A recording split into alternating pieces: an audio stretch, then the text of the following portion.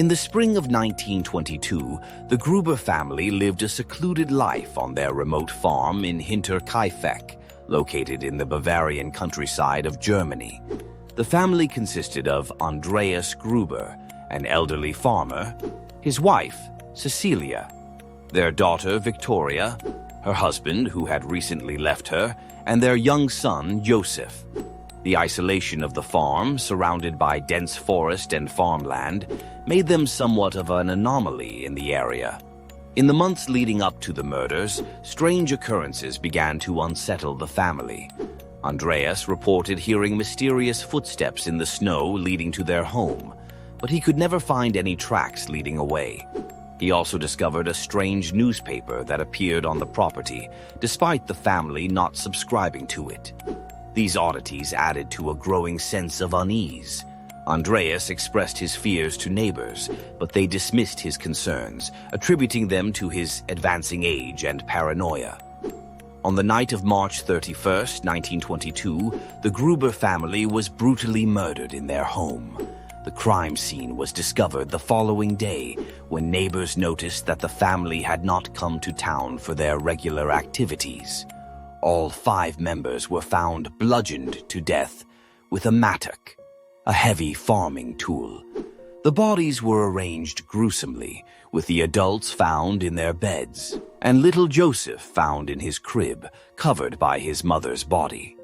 What was particularly chilling about the case was the evidence suggesting that the killer had stayed in the house for several days after the murders. The animals on the farm were tended to, and the family's meals were not disturbed. This led investigators to believe that the perpetrator was either someone familiar with the family or had a personal motive.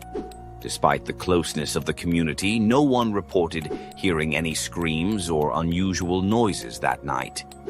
The local police found no clear evidence or motive. They conducted interviews with neighbors and searched for clues but turned up empty-handed.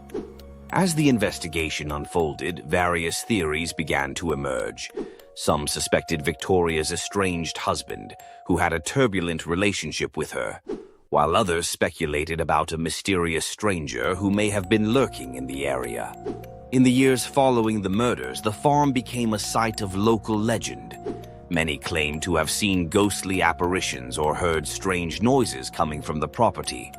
The house itself was eventually abandoned, left to deteriorate.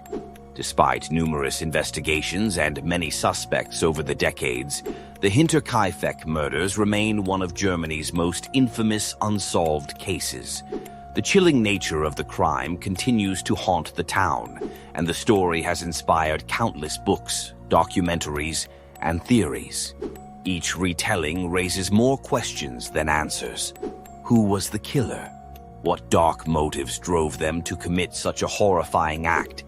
And what secrets lay hidden within the walls of Hinterkaifeck?